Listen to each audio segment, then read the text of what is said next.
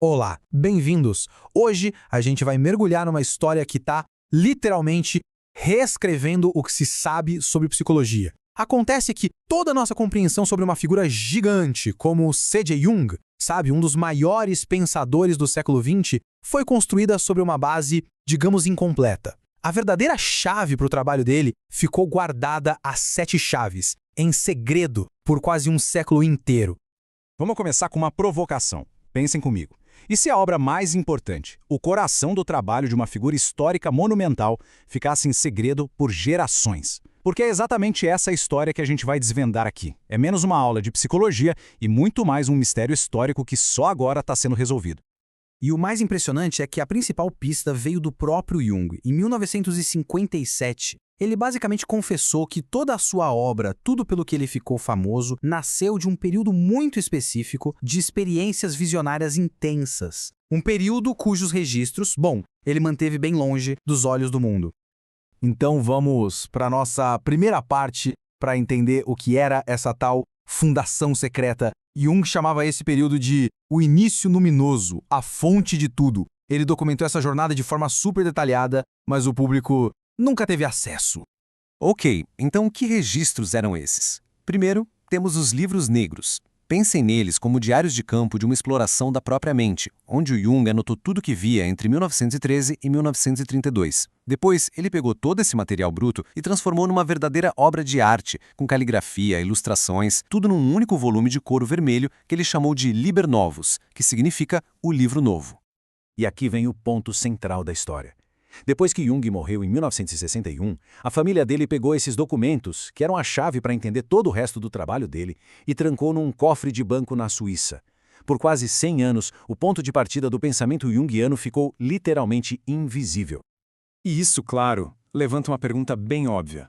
Se a verdadeira base estava escondida, em cima do que foi construída a nossa compreensão de Jung por mais de 50 anos? A resposta, como a gente vai ver, se apoia em 2 pilares principais, e os 2 tinham problemas sérios. Vamos detalhar isso aqui. De um lado tem o famoso Memórias, Sonhos, Reflexões. Foi vendido como autobiografia do Jung, certo? Só que não. A maior parte foi montada por uma colega dele, a Aniela Jaffe, que de propósito deixou de fora o material do livro vermelho. Do outro lado, as obras completas. O nome soa definitivo, mas não era bem assim. Omitia textos, a organização era por tema e não por data, o que escondia completamente como as ideias dele evoluíram, e para completar, algumas traduções acabavam distorcendo o sentido original.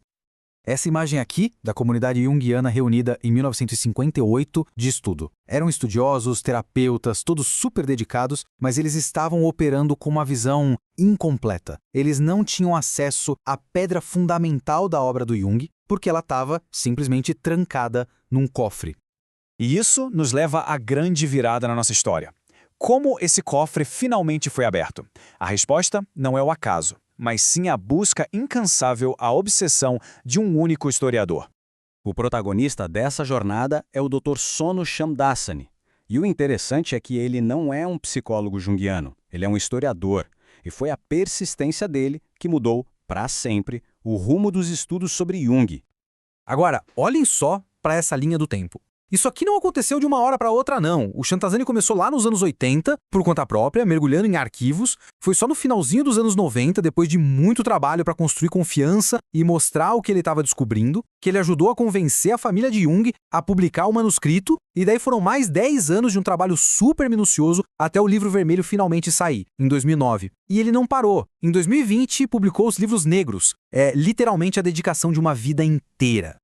Mas a publicação desses textos foi só o começo, não o fim. O ponto culminante de todo esse esforço histórico é um projeto simplesmente monumental que está acontecendo agora, a reconstrução completa, do zero, do legado de Jung. 26. Só esse número já dá uma ideia da escala do que a gente está falando. 26 volumes. Então, o que é essa nova edição? Basicamente, ela conserta todos os problemas da antiga. Vai incluir absolutamente tudo o que o Jung escreveu. E o mais importante, vai ser organizado em ordem cronológica. Pela primeira vez vai ser possível acompanhar a evolução do pensamento dele.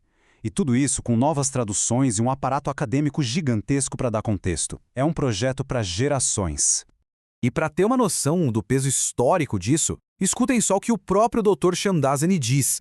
Ele coloca esse projeto no mesmo patamar dos projetos editoriais de Thomas Jefferson e de Albert Einstein. Isso tira o Jung da caixinha da psicologia e o coloca no panteão das figuras mais importantes do pensamento ocidental. Ponto. Bom, e com isso a gente chega à nossa conclusão. Afinal, por que tudo isso importa para além do mundo acadêmico? Por que essa transformação na maneira de entender uma figura histórica é tão importante? A questão central é essa. Não se trata só de corrigir a história. O que temos agora é uma janela sem precedentes para a mente de um gênio em pleno processo criativo. Dá para ver como as teorias psicológicas complexas dele não saíram prontas da cabeça dele, mas evoluíram direto das experiências visionárias e superpessoais que ele anotou ali, nos livros negros e no livro vermelho. E isso nos deixa com uma última pergunta para reflexão. Quando a gente consegue olhar por trás da cortina e ver a fonte secreta de onde a genialidade brota, como isso muda o que pensamos sobre criatividade, sobre psicologia, sobre a própria história? Com a obra de Jung finalmente vindo à tona por completo, essa é uma pergunta que só agora a gente pode, de fato, começar a responder. Obrigado pela companhia.